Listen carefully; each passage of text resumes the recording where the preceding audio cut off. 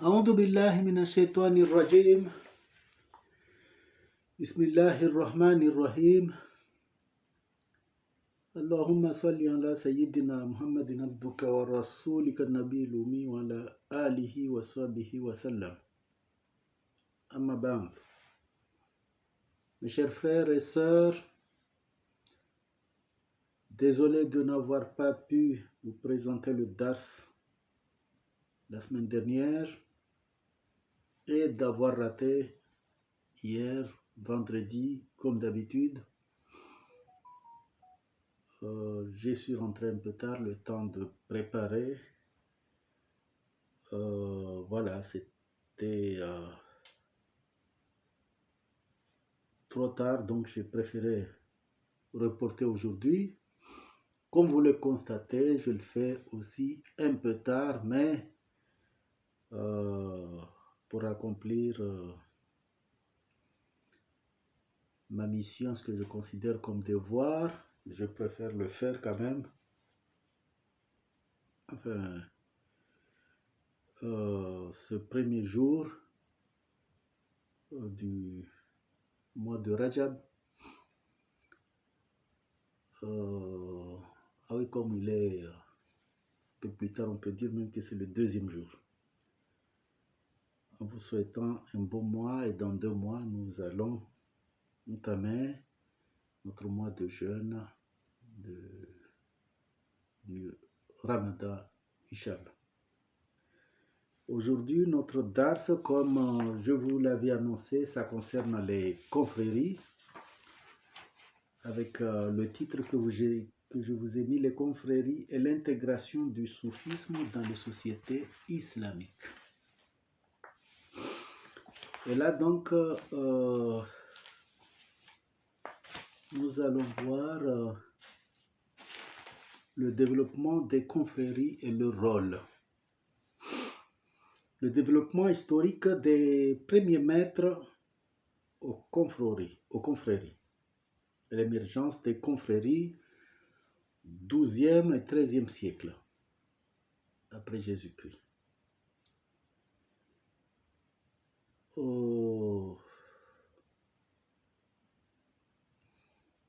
Je vais vous expliquer par la suite la différence entre les maîtres et les confréries. Parce qu'il y a eu une période de mutation, de recul de la puissance musulmane, cette période. En même temps, c'est la période où il y a eu les premiers tariqas. Tariqa, c'est organisation initiatique ou confrérie, dotée d'une règle et d'une méthode, sous la tutelle d'un maître éponyme, c'est-à-dire c'est un maître qui en même temps apprend les gens les règles, les charia, répond à un certain nombre de questions qui lui sont posées et oriente les gens vers le droit chemin. Et après, il y a une série de successions. Et en général, les tariqas prennent le nom de leur maître. Ainsi, la Qadriya donne son nom à Abd al-Qadr al-Jailani, qui est mort en 1166. La Rifa'iyya à Ahmad al-Rifa'i, qui est mort en 1176. Il y a la multiplication des lieux de réunion, on peut appeler soit ribat, ce sont des lieux en même temps où il y a des aides qui sont attribuées, distribuées, où on peut être hébergé. Et la zawiya en général, c'est les lieux où les confréries font leurs pratiques, mais les zawiyas en général ne sont pas des lieux d'hébergement. les Hankah, les Tek. Nous allons traiter après le rôle du calife, puisque c'était à l'époque du calife An-Nasir, qui est mort en 1225. Ainsi, cette période s'installe la tariqa dans la société. La sainteté envers Allah, c'est-à-dire la sincérité envers Allah, devient visible avec l'édification. Bon, par la suite, si les maîtres sont décédés, il y a les mausolées et parfois il y a des visites qui sont organisées. On ne peut pas considérer ça comme des pèlerinages puisque le pèlerinage ne se fait qu'à la Mecque, mais il y a certaines visites des maîtres qui sont décédés qui sont effectuées bon, pour faire des prières. Et ça ne doit pas dépasser ce domaine, sinon il risque d'y avoir une confusion, une interprétation de shirk. Le développement historique et la consolidation du XIVe au XVe siècle des tariqas, le passage de la khirqa à la confrérie. La khirqa, c'est le vêtement répiécé des soufis, robe d'honneur, signe du rattachement à une voie, investiture spirituelle. Ça a évolué selon le temps. Et puis, il y a les chaînes initiatiques qu'on appelle les silsila. Et c'est là où il faut faire attention parce que on peut avoir des maîtres de tariqa, bien que célèbres, mais qui ne sont pas dans la liste de silsila, puisque la silsila, ça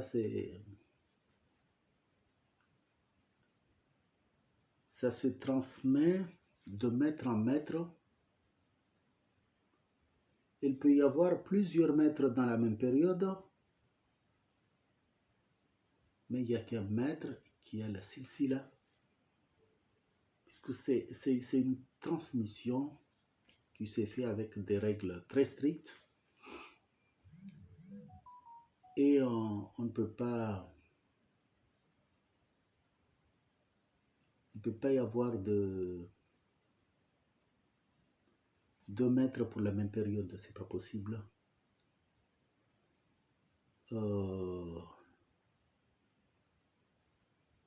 La transmission se fera avec des règles précises et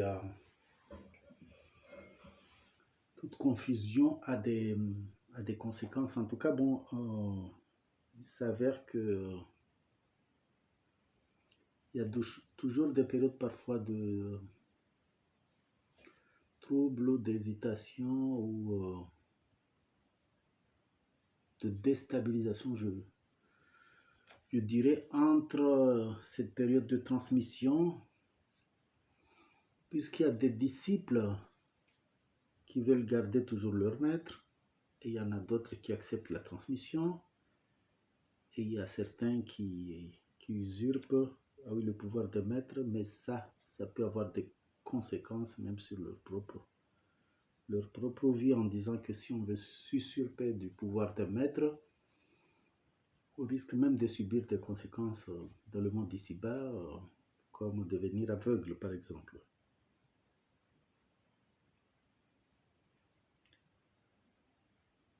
Et il y a donc des affiliations multiples,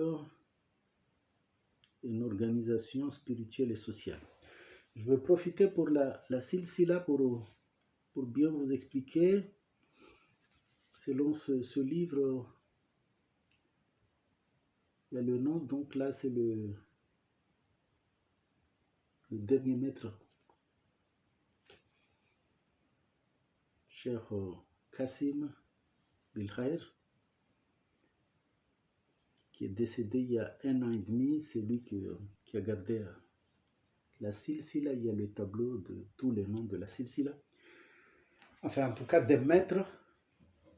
Donc, ne soyez pas étonnés que vous ne trouvez pas certains maîtres, c'est que pour cette période, il y en a un qui a pris le relais. Puisque je vous rappelle que notre prophète Muhammad sallallahu alayhi wa sallam, avant de mourir, quand l'âge de la mort est venu, lui demandait, parce qu'il a eu, comme certains prophètes, ce privilège, et que l'ange de la mort lui demande s'il peut le faire passer à l'au-delà, qu'il quitte le monde d'ici-bas pour aller à l'au-delà, aussi il veut rester dans le monde d'ici-bas. Et Rasulullah sallallahu alayhi wa sallam lui a demandé un petit moment pour poser une question à l'autre, le maître des anges, Jibril. Quand Jibril est arrivé, Rasulullah sallallahu alayhi wa sallam lui a dit que avant de mourir, je vais juste poser une question à Allah subhanahu wa ta'ala. Si vous pouvez lui poser cette question. Parce que c'est par l'intermédiaire de Jibril. Et le prophète lui a demandé que va devenir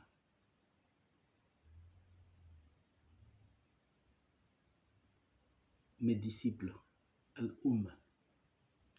Parce que comme quand il était vivant, il pouvait répondre à toutes les questions qu'on lui posait sur l'islam.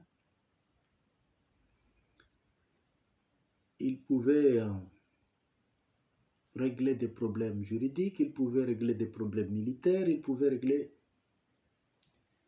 en tout cas, tout ce que vous voulez savoir. Il pouvait, en tout cas, aider ses disciples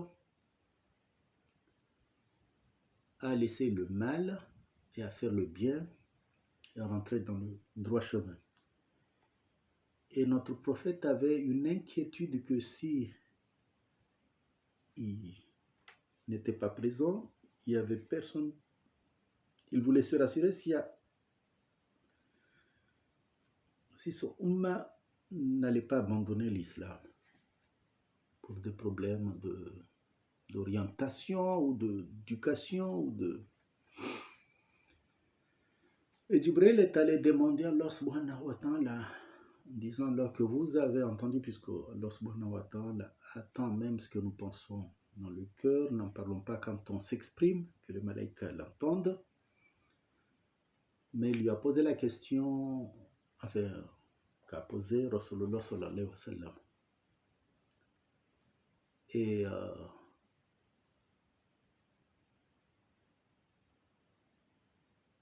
Allah subhanahu wa ta'ala lui a répondu qu'il faut rassurer Muhammad que s'il quitte le bas monde, il y aura toujours quelqu'un qui va s'occuper de la transmission. C'est-à-dire pour chaque période, il y aura un cheikh, on peut l'appeler cheikh, comme on peut l'appeler imam, qui va orienter les gens et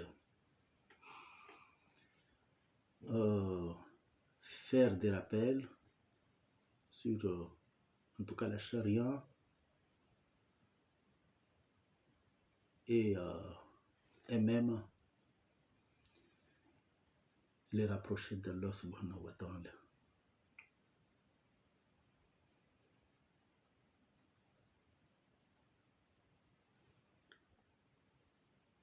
Donc que ce soit la charia, de toute façon, il y a des maîtres pour rappeler les règles de l'islam, et le hakika aussi, qui nous permet de nous rapprocher d'Allah subhanahu wa ta'ala. Donc il faudrait qu'il y ait un équilibre entre charia et hakika.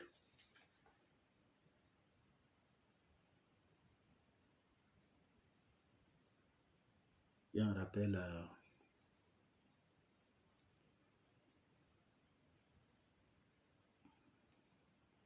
charia entre l'aqwal حقيقة الشريعة. الشريعة الأقوال ولا حقيقة الأحوال؟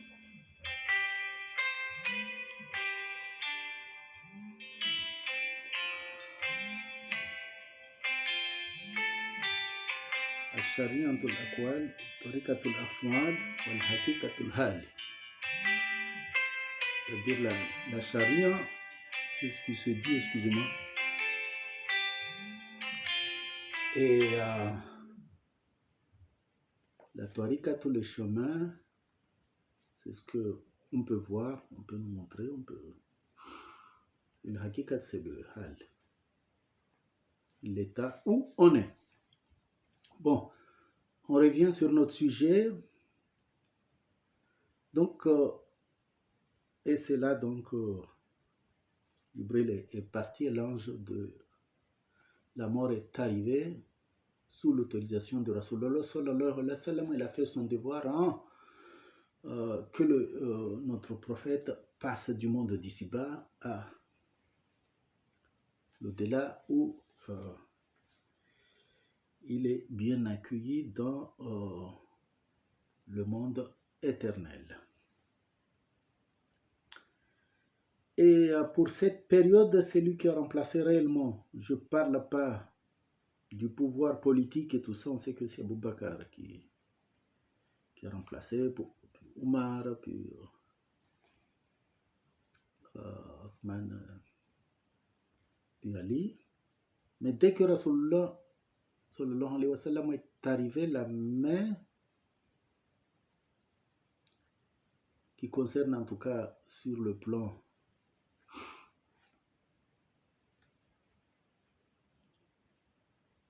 de la transmission, la silsila a été récupérée par Imam Ali bin Talib. Et quand Ali est décédé, ça a été transmis à l'imam Hassan bin Ali, son fils. Et quand Hassan est décédé, ça a été récupéré par Abu Muhammad Jabir.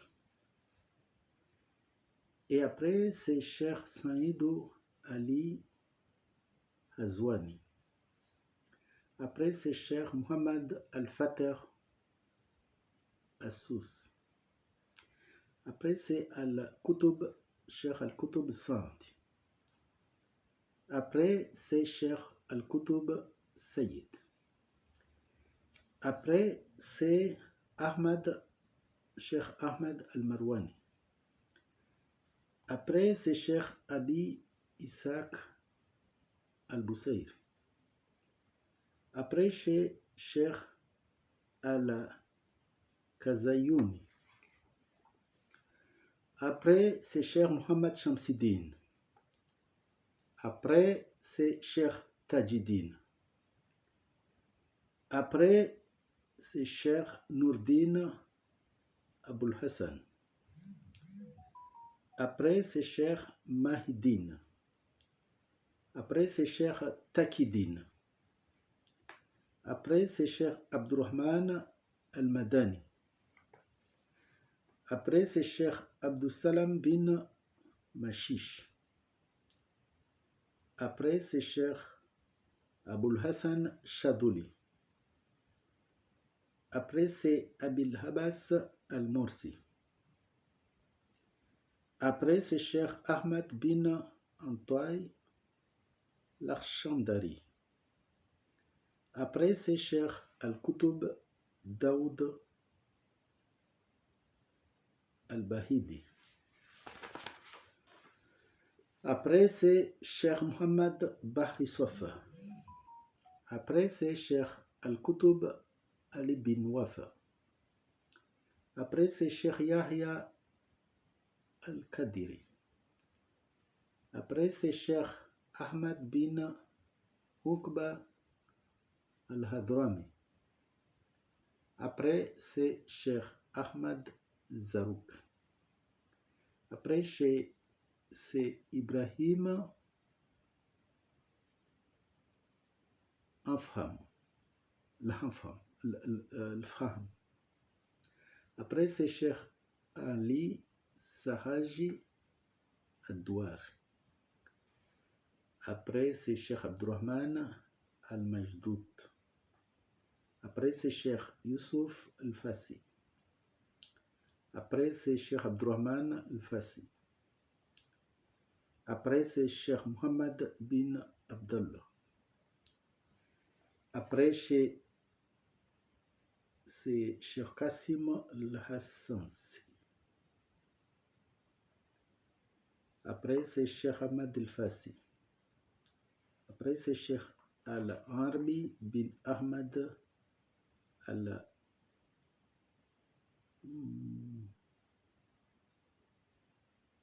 Al-Martour. Après, c'est Cheikh Ali Al-Umrani. Après, c'est Cheikh Al-Arbi Al-Darkawi. Après, c'est Cheikh Habib Zaza Al-Maj. Après, c'est Cheikh Mohammed bin Kadour. Après, c'est Cheikh Mohammed Bouzaïd. Après, c'est Cheikh Ahmad Alawi. C'est plus récent. Enfin, quand je dis plus récent, c'est au 19e siècle en Algérie.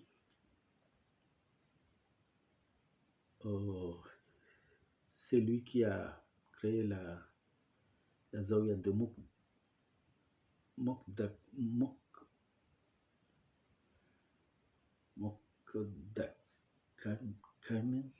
en Algérie. Après, il a été remplacé par un Tunisien, Cheikh Mohammed Al-Madani, qui a été succédé par Cheikh Ismaël Hajj. Et par la suite, c'est Cheikh Aboul Kassim Al-Hayr qui a pris le relais.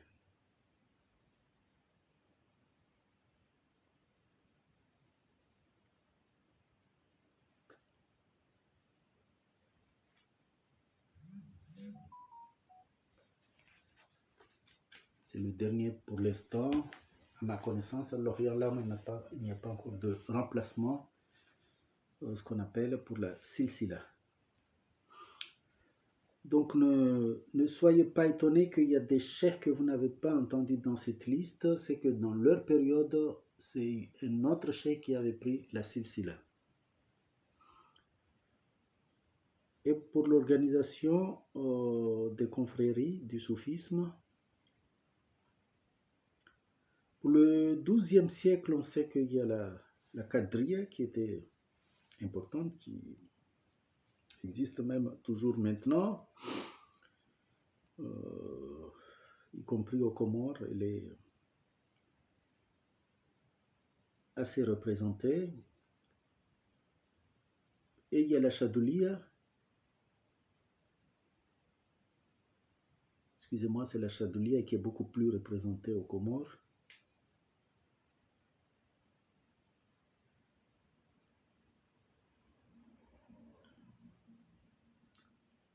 Aboul Hassan Chadouli, qui est mort en 1236.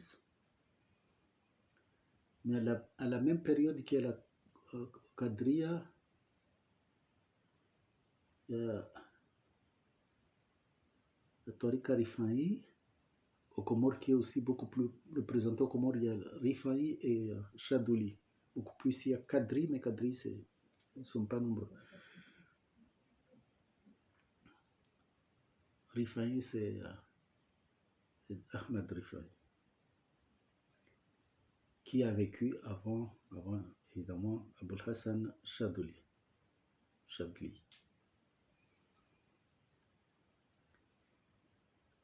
Et par la suite, il y a la Maulawiya qui est fondée par Jalal al-Din Rumi, qui est mort en 1273. Puis il y a Naqshbandiya et Khalwatiya qui ont vécu au XVe siècle. Je crois qu'en France, il y a encore des gens de Naqshbandiya. Puis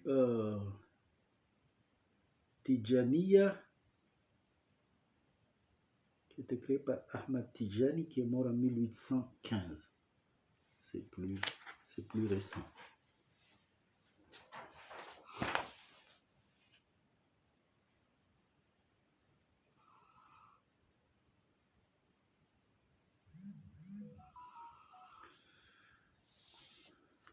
Donc je vous ai présenté le tableau qui présente la chaîne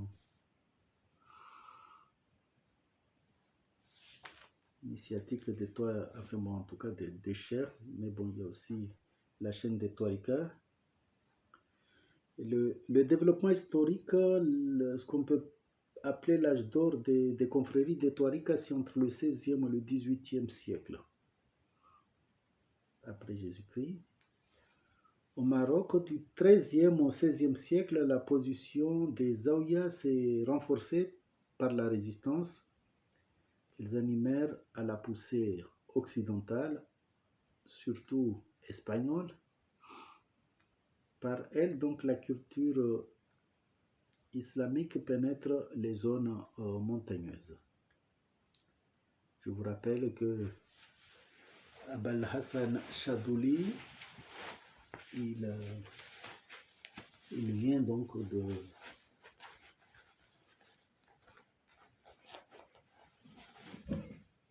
l'Algérie. Excusez-moi.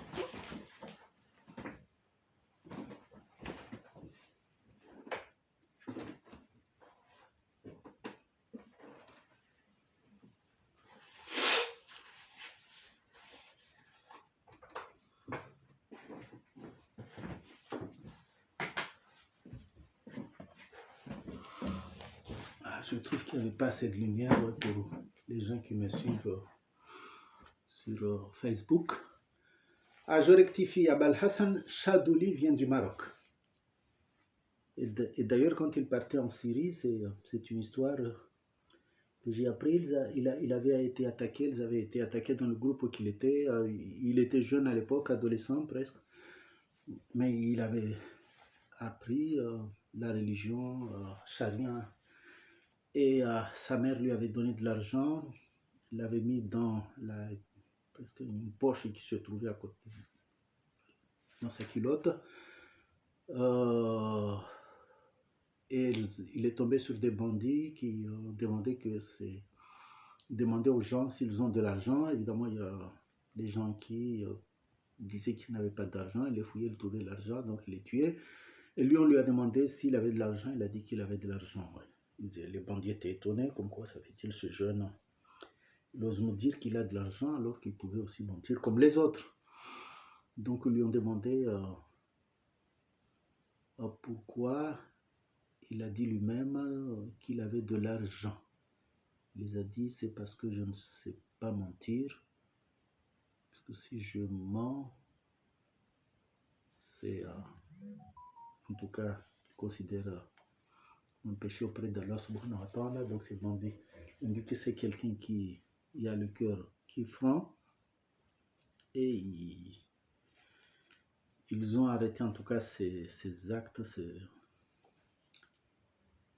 disons, de voler de l'argent, et ils se sont non seulement convertis dans l'islam, mais ils sont devenus des adeptes de Abul Hassan Chadouli. Donc c'est juste une petite histoire qui concerne Abul Hassan Chadouli. Donc il faut dire qu'aussi qu'entre le 16e et le 18e siècle, la situation est très favorable. Il y a eu une institutionnalisation on peut dire contrôlée. À l'époque, c'est la période de l'Empire ottoman. Donc les chefs de confrérie deviennent des dignitaires de l'État à l'époque, et le sultan est affilié à un ordre. Donc les janissaires, les corps militaires à l'époque, ce qu'on appelait les janissaires d'élite de l'armée ottomane, sont rattachés donc à la Bektachiya, une confrérie de Nerviche à l'époque. Enfin bon,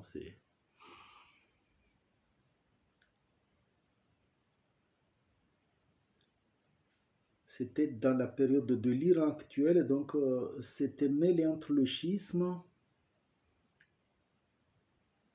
Et la période, en tout cas, bon, de prière un petit peu, bon, il y a des choses cachées, des éléments, enfin bon,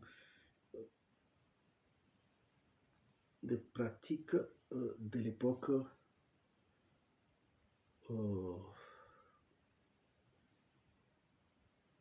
chez ce qu'on appelle les partisans d'Ali, parce que comme je vous ai relaté, ceux qui ont transmis la silsila, c'est Ali, pour toi, Ali, puis son fils, comme je l'ai indiqué, l'imam Hussein. Donc, c'est pourquoi les,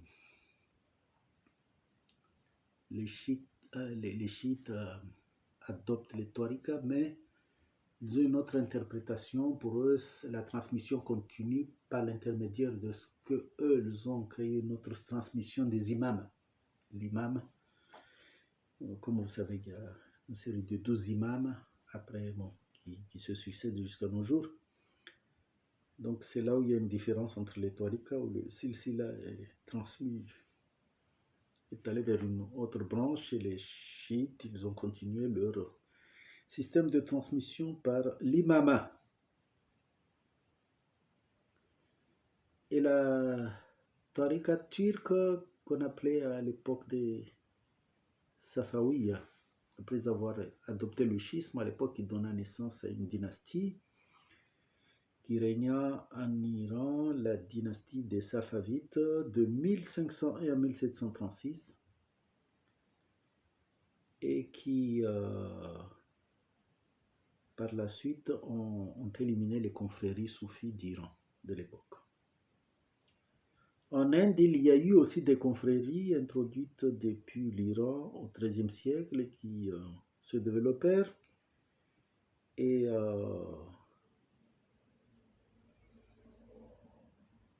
il y a eu une expansion vers le monde qu'on appelle Indo-Malais, la Malaisie et les autres pays, pour aller jusqu'en Chine.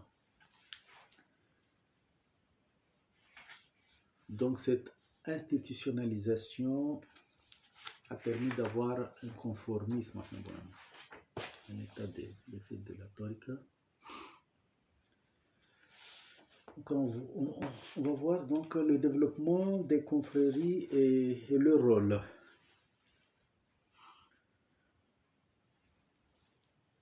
Abu Abdurrahman al-Sulami a joué un rôle dans l'intégration du hadith au soufisme. Et son disciple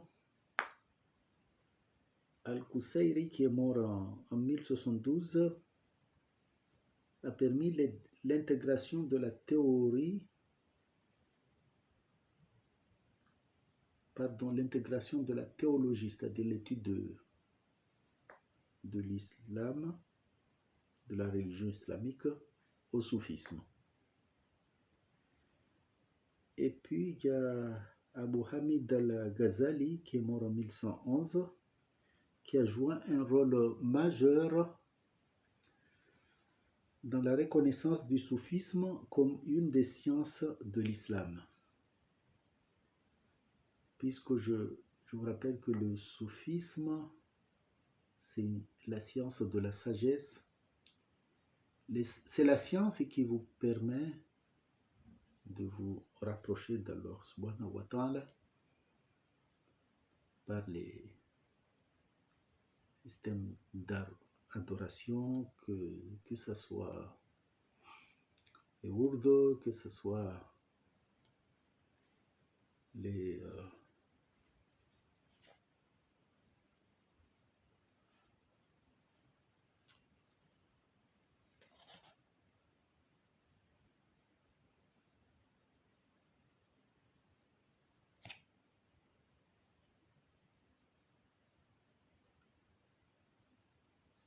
qasidas, les dhikrs, ainsi de suite. Et Ibn Arabi, je crois que je l'ai lu parmi les maîtres, qui est mort en 1240, Considéré comme le plus grand des maîtres, son apport au soufisme est resté inégalé. C'est la production abondante qui propose une sorte de doctrine exceptionnelle. C'est lui qui a fait plusieurs futuhat. L'écrit c'est Al-Futuhat Al-Makiyya. Tout le soufisme postérieur est marqué par la doctrine d'Ibn Arabi. Puis il y a eu la littérature populaire et la doctrine, les Dalalil Khairat, les indices de grâce prophétique, le recueil de prières destiné à Rasulullah sallallahu alayhi wa sallam, écrit par le Marocain Muhammad al-Ghazouli, qui est mort en 1465, sous le signe de la diversité, c'est-à-dire l'éthique et philosophique. Le soufisme se diversifia donc en deux branches principales. Il y a une tendance plus philosophique dans la lignée de Shihab el-Din Yahya Sourawardi, qui est mort en 1191, et une autre plus centrée sur l'éthique, c'est-à-dire les notions de règles dans l'islam, ce qui est bon, ce qui est mauvais. Donc sans compter de nombreuses ramifications, comme je l'ai indiqué, présentant donc une large palette de croyances allant jusqu'au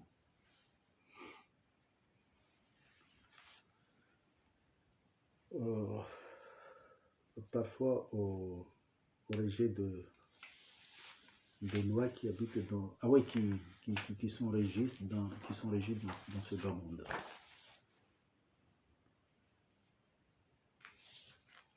Donc pour le développement des confréries et le rôle, le soufisme dans la cité, l'organisation sociale là.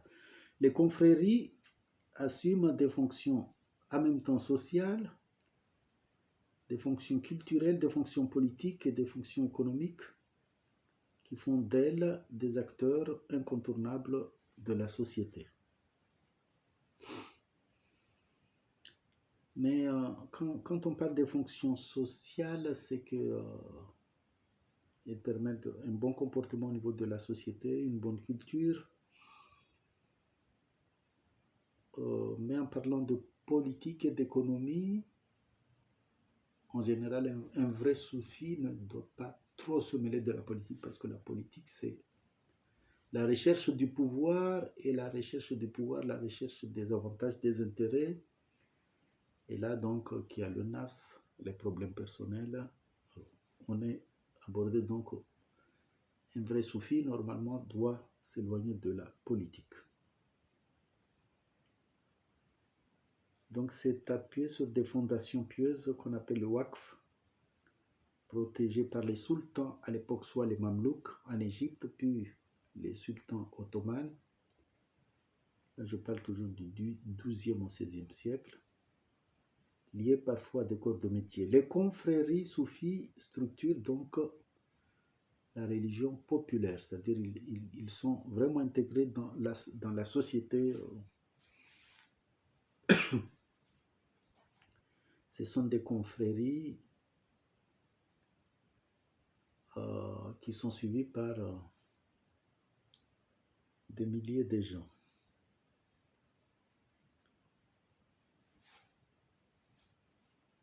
Et parfois, donc, il y a une opposition avec les oulémas, puisque les oulémas sont... C'est-à-dire l'opposition avec ce qu'on appelle la religion savante, les oulémas, parce que les oulémas, parfois, ont des rôles assez politiques, puisqu'ils sont nommés par les sultans. Puis, il y a la période qu'on appelle le néo-soufisme, le soufisme contemporain.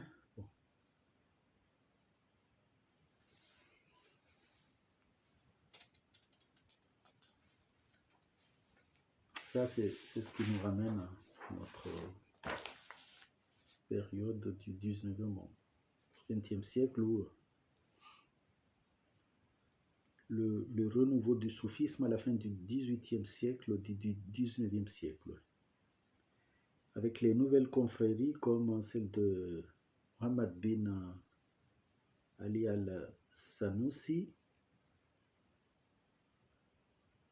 qui a vécu de 1787 à 1859, et Muhammad Uthman al-Mirghani de 1793 à 1852, d'Ahmad al-Tijani de 1737 à 1815. Ahmad al-Tijani, chez lui, fait partie des maîtres. Il y a les nouvelles figures, Ahmad Idriss, je crois que je l'ai lu aussi, qui est mort en 1837, qui est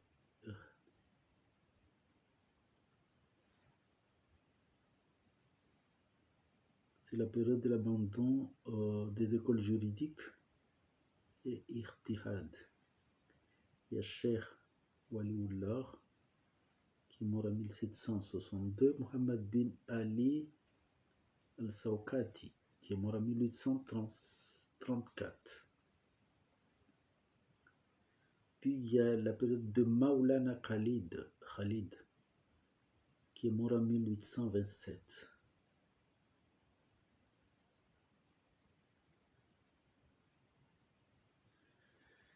Il y a eu le développement des hadiths et l'insistance de la voix qu'on appelle Muhammadiyya de Rasulullah sallallahu alayhi wa sallam.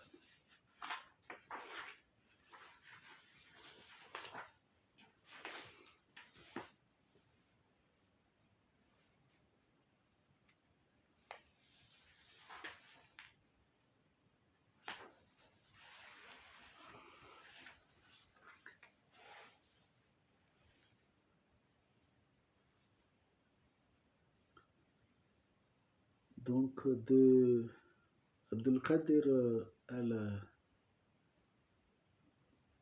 al-Zahir, de la période d'Abdul-Qadir al-Ghazahir et Ahmed bin Alawi, il y a eu tout un mouvement, à l'époque de renouveau de l'expression au niveau du soufisme.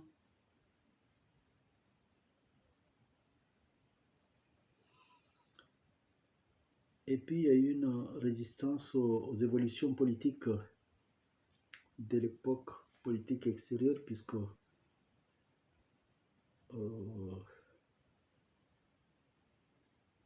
à l'époque où l'URSS essayait de se développer dans les résistances dans le monde musulman. Et en même temps, il y a eu une période de résistance. Le soufisme a joué une période de résistance à l'époque de domination de l'impérialisme occidental, avec le développement du sentiment nationaliste, particulièrement en Algérie et au Maroc. C'était reflété par Mohamed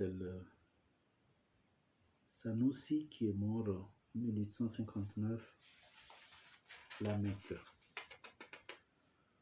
Ou à l'époque, je rappelle que l'Algérie était sous domination française à partir de 1830.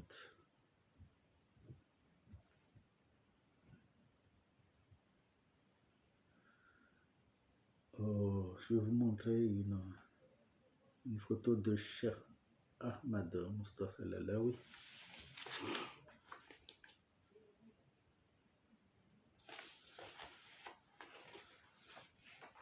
qui a vécu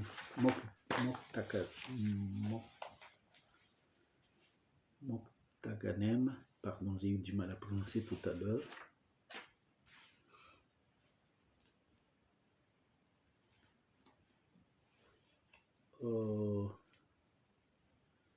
Je vais vous montrer une photo de mausolée de Ibn Arabi à Damas.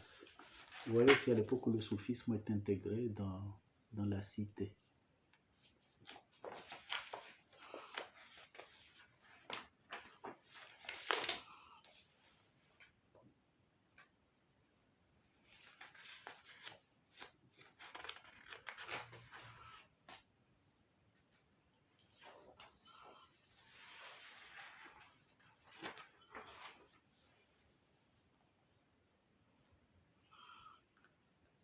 Et le complexe, donc,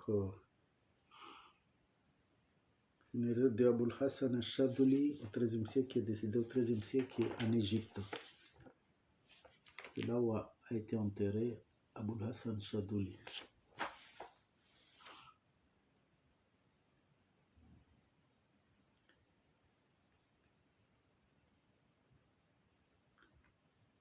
Donc, Kushairi, au début de sa Risala, du 5e au 11e siècle, qui avait dit ceci: le soufisme est maintenant un nom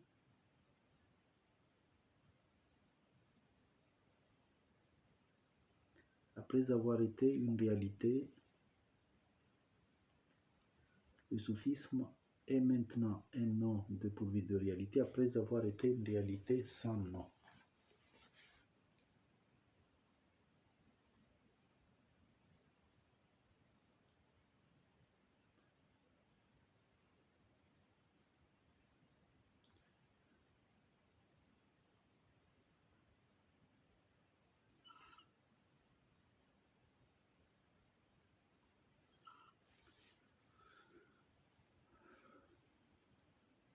Il y a une certaine... Enfin bon, on cherche toujours à marginaliser le soufisme, mais le soufisme est apparu comme la voie qui nous amène à nous rapprocher d'Allah subhanahu wa ta'ala. Et les confréries avec le maître spirituel, les pratiques, et tout ce qu'on fait, ça permet au soufisme de pouvoir aider pas mal de gens à pouvoir rester en lien avec un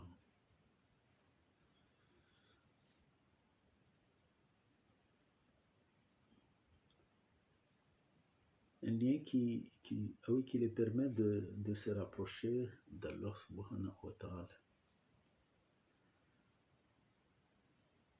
Parce que comme je l'ai indiqué la dernière fois, vous pouvez prendre l'exemple de quelqu'un qui travaille. Il va au travail, il fait ce qu'on lui demande de faire. Un point, c'est tout. C'est pas la même chose que quelqu'un qui va faire le travail. Non seulement il va faire ce qu'on lui demande de faire, mais il va faire plus. Et plus il fait des choses en plus évidemment le patron va l'apprécier. Quand on lui demande de faire des heures sup, il fait des heures sup, et les heures sup sont récompensées. Donc il va gagner plus. Ça, c'est la même chose quand on prend deux musulmans. Il y en a un qui dit, moi, je fais juste ce qu'on me demande de faire. Je fais shahada, donc c'est le premier pilier. Je fais les prières à salat. Je donne les zakat.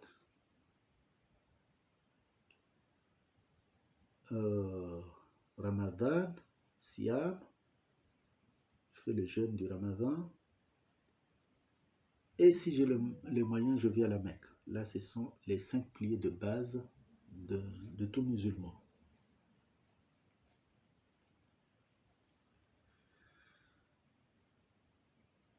Donc, si on fait ça, on s'arrête.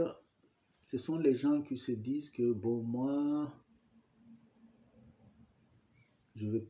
Après, la prière, ça dure combien? 5-10 minutes.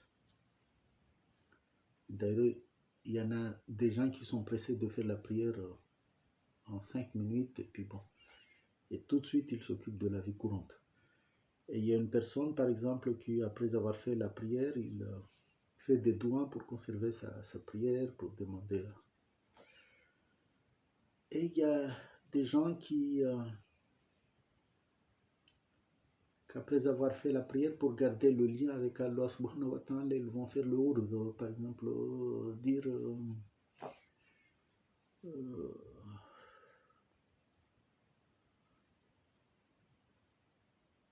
La ilaha illallah wahdahu la sharika lahu lahul mulku wa lahul hamdu wa ala kulli shay'in qadir.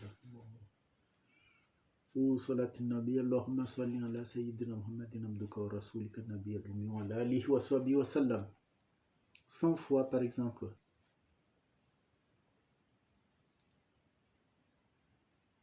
Ya Latif, Ya Latif, Ya Latif, Ya Wahhab, Ya Wahhab, Ya Wahhab. Ça va vous occuper par exemple un certain temps. Mais vous gardez le lien avec Allah subhanahu wa ta'ala. Et après, vous allez prendre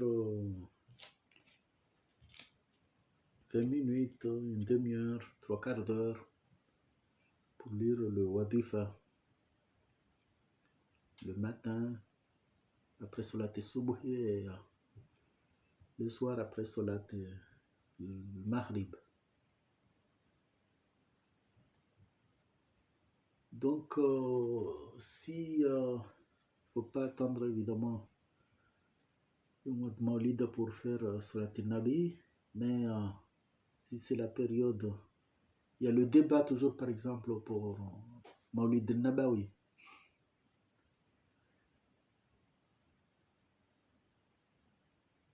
Est-ce qu'il faut faire ou pas le Maulid? Mais qu'est-ce qui vous empêche de lire? C'est pas pour aller pour manger, bien manger ou pour avoir des gâteaux,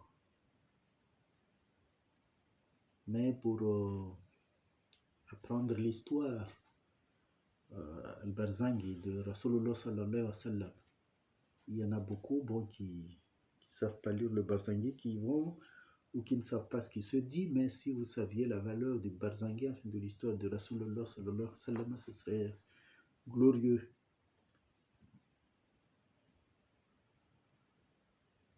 Et il y a des gens qui disent non, non, moi je fais juste ce qui est demandé, ce qui est obligatoire, mais je ne veux pas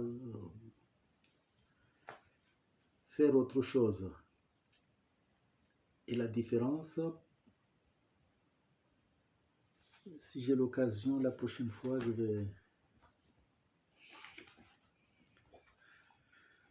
je vais traiter la différence entre le soufisme, par exemple, le wahhabisme,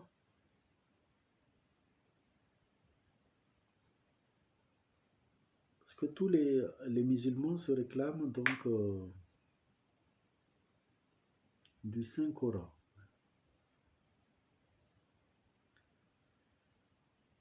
Mais il y a deux façons de le comprendre. Les soufis se présentent donc par la voie intérieure, c'est-à-dire de comprendre le fond.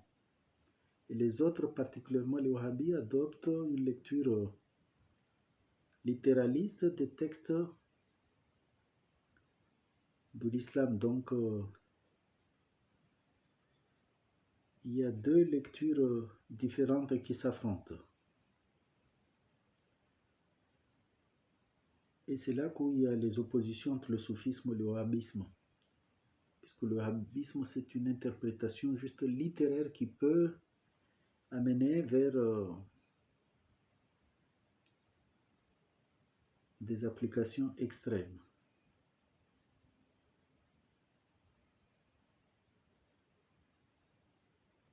Donc, l'essentiel du soufisme, c'est de mener ce qu'on appelle le djihad al-nafs, de mener un combat interne pour nettoyer son cœur, pour enlever tout ce qui nous amène à penser à nous avant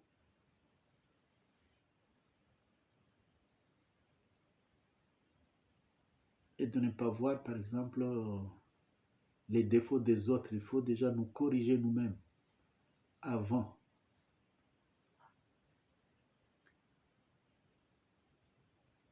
Et le wahhabisme, par exemple, eux, ils peuvent voir la notion de djihad par le fait un petit peu de se battre contre les mécréants, où on peut voir des mécréants partout, où il y a des excès dans une interprétation du djihad qui amène à tuer l'autre. C'est pourquoi vous avez vu que ce soit les gens de Al-Qaïda ou de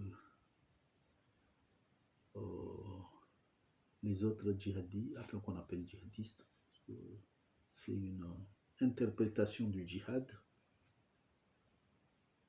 Ils sont issus du wahhabisme et la plupart ce sont même des Saoudiens parce que la plupart des gens d'Al-Qaïda ou ceux qui ont commis les attentats aux États-Unis à l'époque sont issus d'Arabie Saoudite. Et c'est l'Arabie Saoudite qui s'inspire du wahhabisme, donc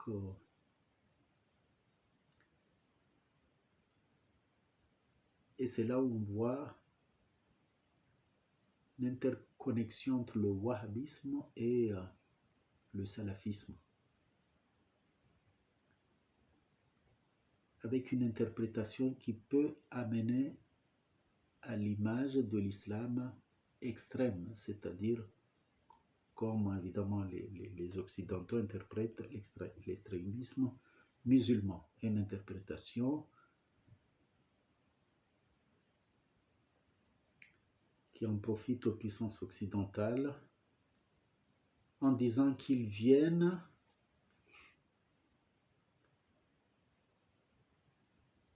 protéger certains pays africains, particulièrement du Sahel, contre l'avancée des djihadistes.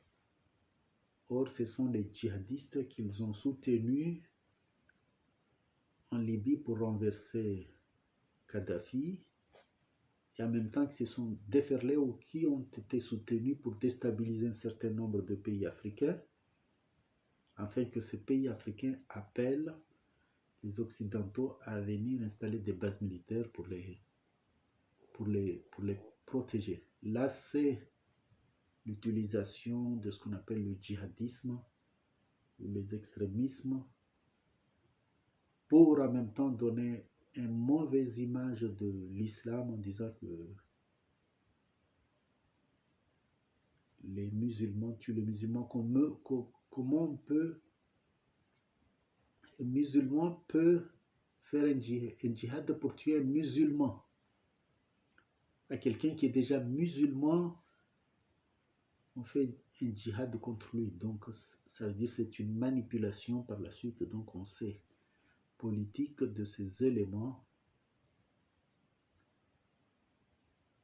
Mais bon, là on s'éloigne un petit peu de notre sujet, mais c'est pour montrer un petit peu qu'un soufi ne peut pas être extrémiste musulman, parce qu'un soufi, pour lui, son djihad, il fait son djihad à l'intérieur,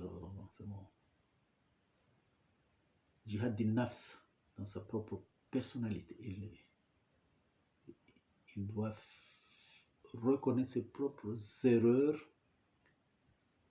et ne pas écouter sa nafs, son ego intérieur, puisqu'on dit que la nafs, c'est comme la fiancée de Shaitan. Puisque chacun nous avons des désirs, des plaisirs, et c'est là qui nous entraîne, qui entraîne Shaitan à profiter de nos faiblesses pour dévier